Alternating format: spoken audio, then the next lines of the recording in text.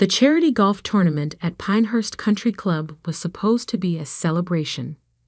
Local business leaders, politicians, and community pillars had gathered for the annual fundraiser supporting youth education programs. I'd only agreed to attend because the scholarship foundation I quietly supported was one of the beneficiaries, and they'd specifically requested my presence for the awards ceremony later that evening. I stood near the clubhouse terrace, wearing a simple navy blazer and chakis, watching the foursomes finish their rounds. Most people here knew me only as David Thompson's daughter, the one who disappointed him by choosing academia over the family construction business, the one who'd walked away from a guaranteed executive position to pursue what Dad called theoretical nonsense. Victoria, Mrs. Henderson, the tournament organizer, approached with her usual enthusiastic smile. "I'm so glad you could make it. Your foundation's contribution to the scholarship fund has been incredible." "Thank you, Mrs. Henderson. I believe in investing in young minds. Will you be joining us for dinner? The ceremony is at 8. Before I could answer, Dad's booming laugh carried across the terrace. He was holding court with his usual golf foursome: Bill Morrison, the bank president, Judge Robert Chen, and Dr. Michael Torres, who ran the largest medical practice in town. They were all successful men in their 60s, pillars of the community who'd known each other for decades. I watched Dad gesture animatedly as he told some story, probably about his latest construction project or business deal. At 65, he was still imposing, 6'2" with silver hair and the kind of commanding presence that made people listen when he spoke. Thompson Construction had built half the commercial buildings in town, and Dad never let anyone forget it. "There's my daughter," I heard him say as his group noticed me across the terrace. "Victoria, come over here." I reluctantly approached the group, knowing this wouldn't end well. Dad had a habit of using social gatherings to remind people of what he saw as my failures.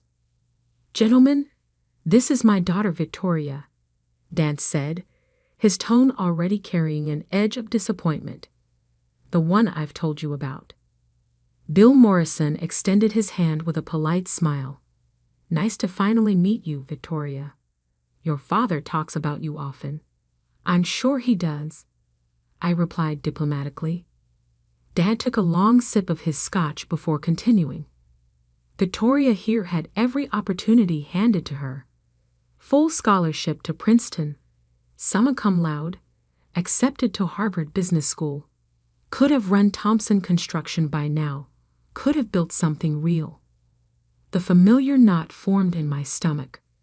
I'd heard this speech countless times over the past 15 years.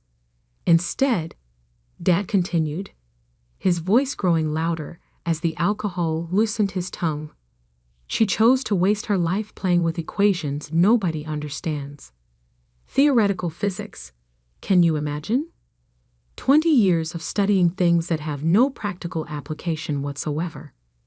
Judge Chen shifted uncomfortably. "David, maybe—" "No, it's fine," Dad interrupted. "She needs to hear this. Do you know what she does for a living? She works at some research institute in California, making maybe $60,000 a year, studying particles so small they might not even exist. Meanwhile, Thompson Construction does $12 million in revenue annually." My cheeks burned with embarrassment, but I kept my expression neutral. The other men looked increasingly uncomfortable with Dad's public humiliation of his own daughter. "That's my biggest regret," Dad said, pointing directly at me. "Complete waste of potential. All that intelligence, all those opportunities, thrown away to chase fairy tales and win meaningless awards that nobody's ever heard of." Dr. Torres cleared his throat. "David, perhaps we should—" "Wait," Bill Morrison interrupted, pulling out his phone with a puzzled expression. "Victoria Thompson. That name sounds familiar. He started typing rapidly. Quantum physics, you said? I felt my heart rate spike. This was exactly what I'd been trying to avoid. Don't bother looking her up, Dad said dismissively. She's published some papers that 12 people in the world might understand. Nothing that matters to real life. Bill's eyes widened as he stared at his phone screen. Wait, isn't this the quantum physicist who just won the Nobel Prize? He looked up at me, then back at his phone. Dr. Victoria Thompson, laureate in physics for groundbreaking work in quantum entanglement applications? Dad's face went white. Nobel Prize. Judge Chen leaned over to look at Bill's phone. This month's announcement? Just 2 weeks ago. Bill read aloud. Dr. Thompson's revolutionary quantum computing breakthrough promises to transform cryptography, medical imaging, and artificial intelligence.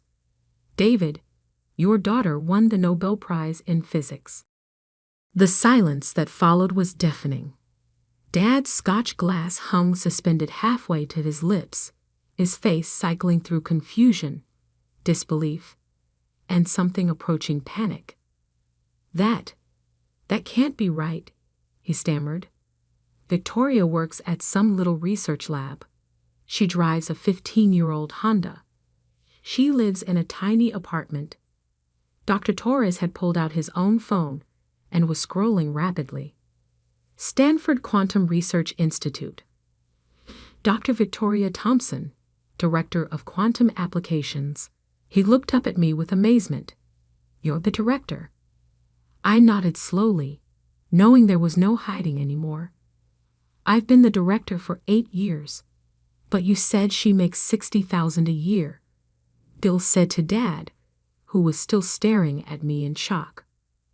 Her salary alone is listed here as $380,000, Dr. Torres read from his phone, plus research grants totaling $15 million annually. And it says here she's also the co-founder of Quantum Tech Solutions, which was acquired by IBM last year for $2.3 billion. Dad's Scotch glass slipped from his fingers and shattered on the terrace stones. $2.3 billion, Judge Chen whispered. My personal stake was about $800 million, I said quietly. But that's not really the point. Bill was still reading from his phone, his voice filled with awe.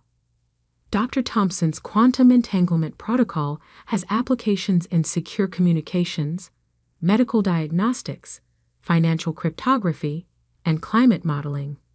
The Nobel Committee called it the most significant advance in quantum physics since the discovery of quantum mechanics itself.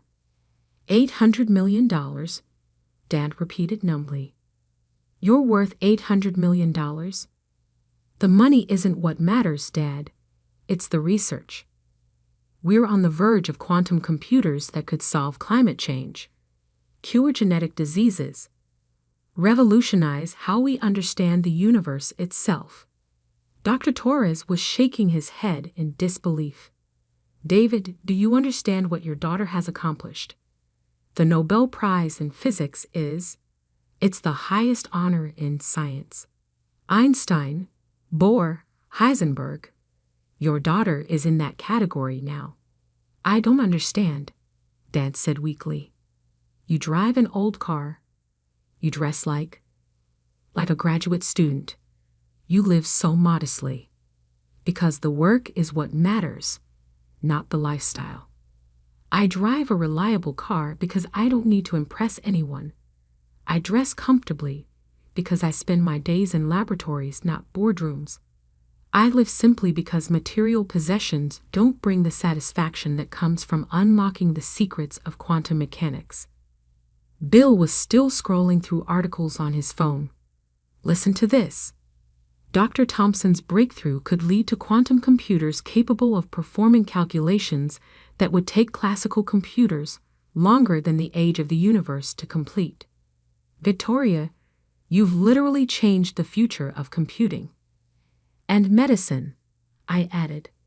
Quantum sensors based on our entanglement protocol can detect cancer cells at the molecular level years before current technology. We're working with hospitals to implement quantum-enhanced MRI machines that could save millions of lives. Judge Chen set down his drink with trembling hands. David, your daughter hasn't wasted her potential. She's used it to benefit all of humanity. Dad looked around at his friends' faces, seeing the awe and respect they now showed toward me. The same daughter he'd been humiliating moments before. But why didn't you tell me?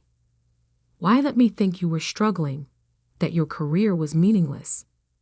Because you decided 20 years ago that success could only be measured in construction contracts and profit margins, I said gently. You never asked about my research, never wanted to understand what I was working on. You just assumed that because it wasn't business, it wasn't valuable. The Nobel Prize comes with a cash award of over $1 million, Dr. Torres added quietly. But Victoria, what you've accomplished goes so far beyond money. You've advanced human knowledge in ways that will impact generations. A crowd was beginning to gather as word spread across the terrace that a Nobel laureate was present. Mrs. Henderson approached with several other tournament organizers, their faces filled with excitement and bewilderment. Dr. Thompson, she said breathlessly, we had no idea. The foundation that's been supporting our scholarship program anonymously for 5 years. That's you, isn't it? I nodded. The Thompson Chin Quantum Education Foundation. We fund science education programs in underserved communities. $5 million over 5 years. Mrs. Henderson continued. You've sent 43 students to college in STEM fields. Dad's face was pale. You've been donating millions to charity all this time. Education is the foundation of scientific progress, I explained. Every young person we help might be the one who makes the next breakthrough. Quantum mechanics started with curious students asking impossible questions. Bill Morrison was now reading from what appeared to be a Forbes article. Dr. Victoria Thompson, ranked among the top 50 most influential scientists alive today. Her quantum computing company was acquired by IBM for. He paused, looking up at me.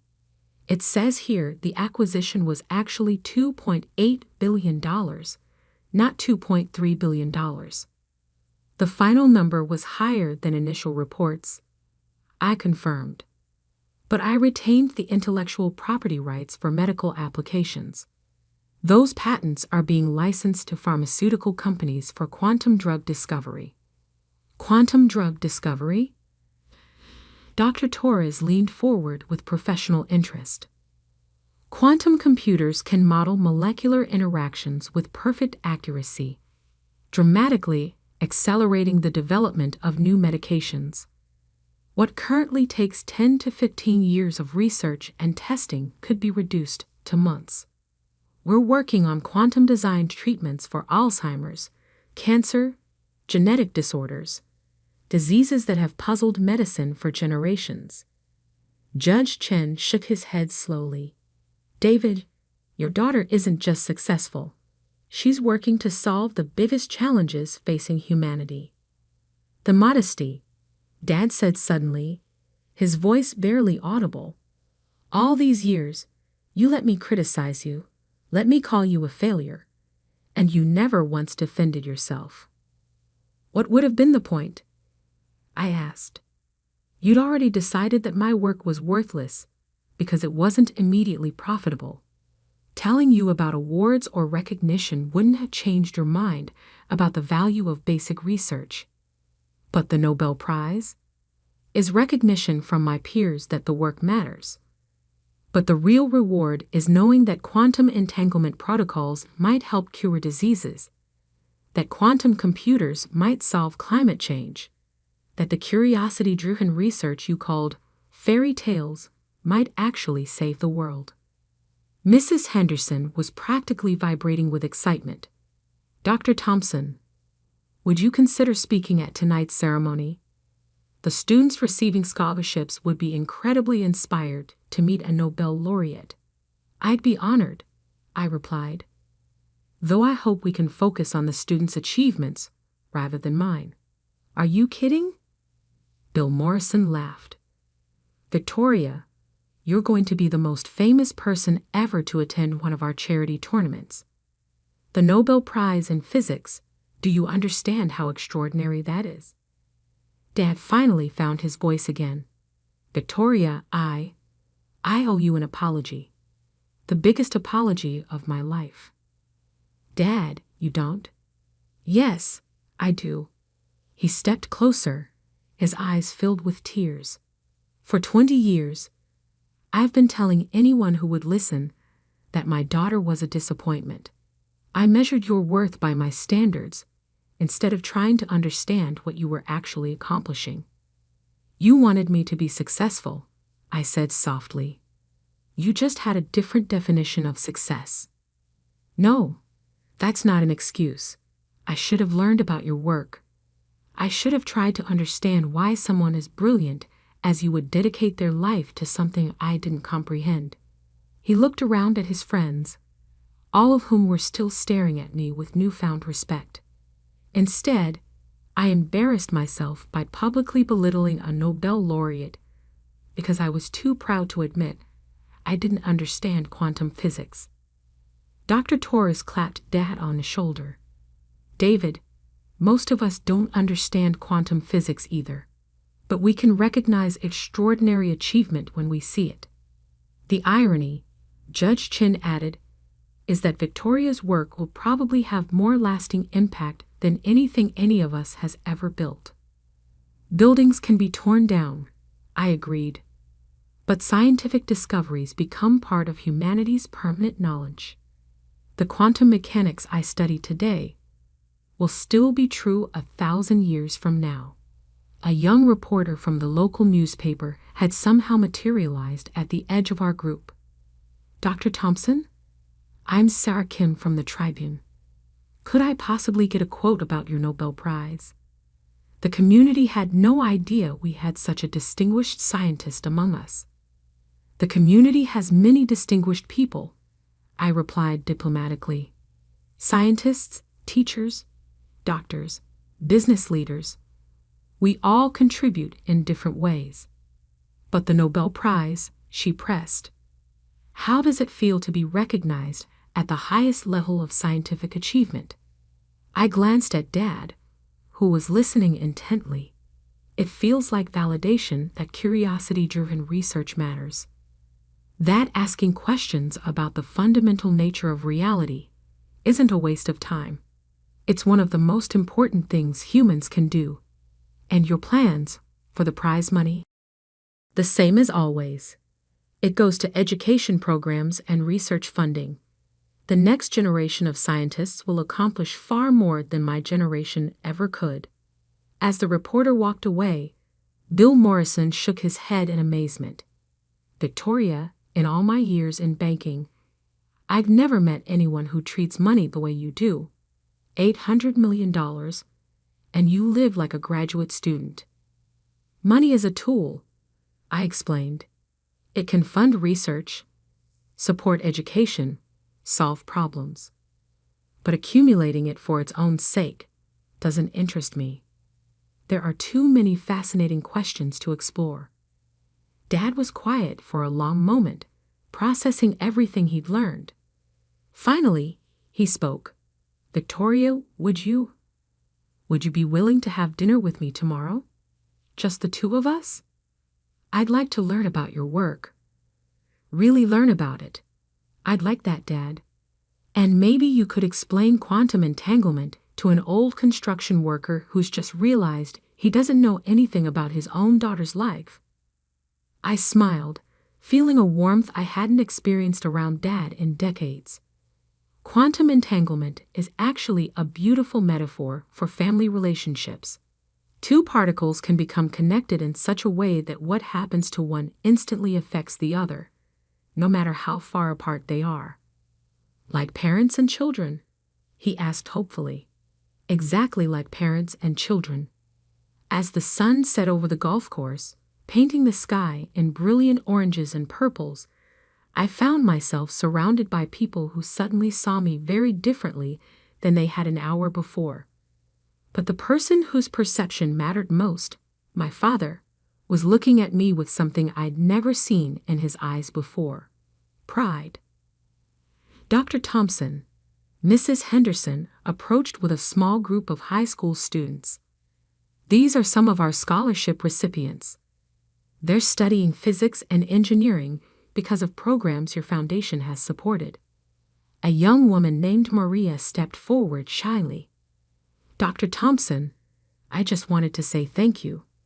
Your scholarship is letting me study astrophysics at MNIT. I want to search for exoplanets that might have life. That's extraordinary, Maria. The universe is full of mysteries waiting for curious minds like yours to solve them. A young man named David, the same name as my father, spoke up next. Dr. Thompson, I'm studying quantum computing because I read about your research. I want to help build quantum computers that can model climate systems.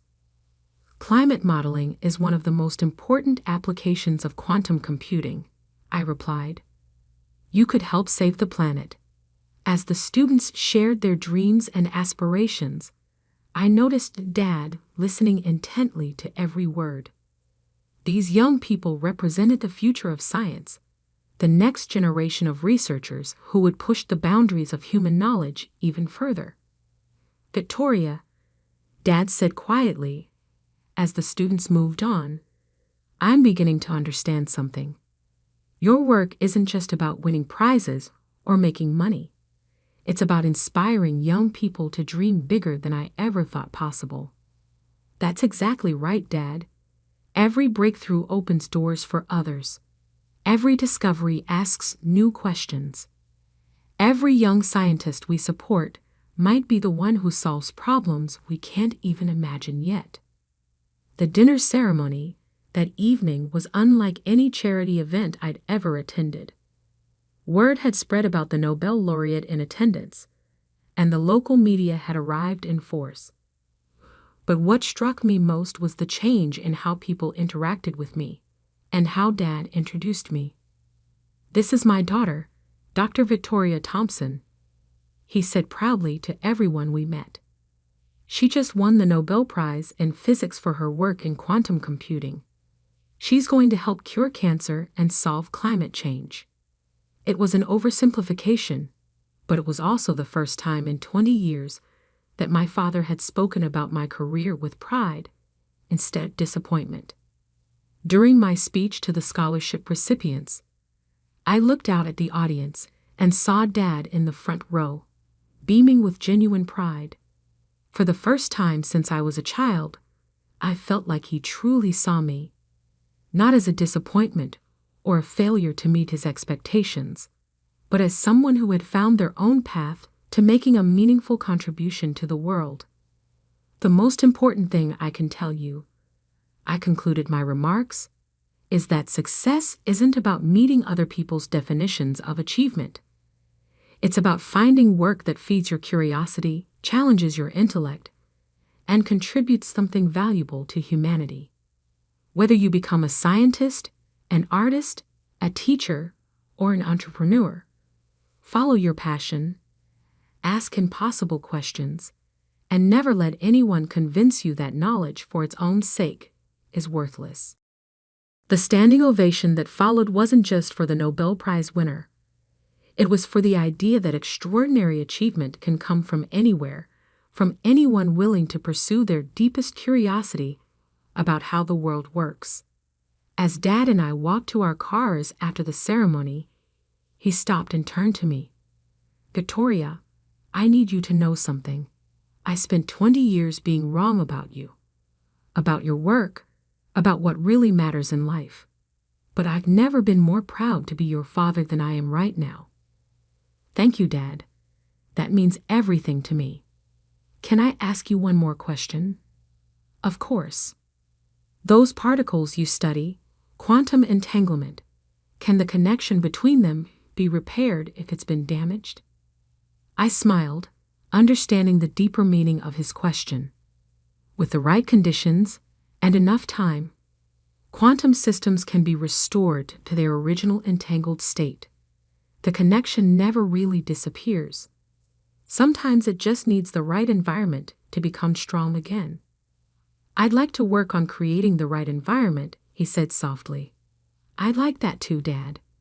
As I drove home that night, I reflected on the strange turns life can take.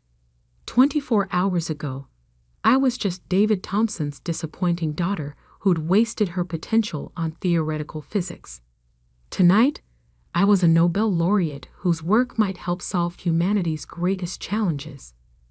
But the most important change wasn't in how the world saw me. It was in how my father finally understood that there are many different ways to build something meaningful, many different kinds of legacy worth leaving behind. Sometimes the smallest particles reveal the biggest truths about how the universe works. And sometimes a conversation at a golf tournament can quantum entangle a father and daughter who thought their connection had been lost forever.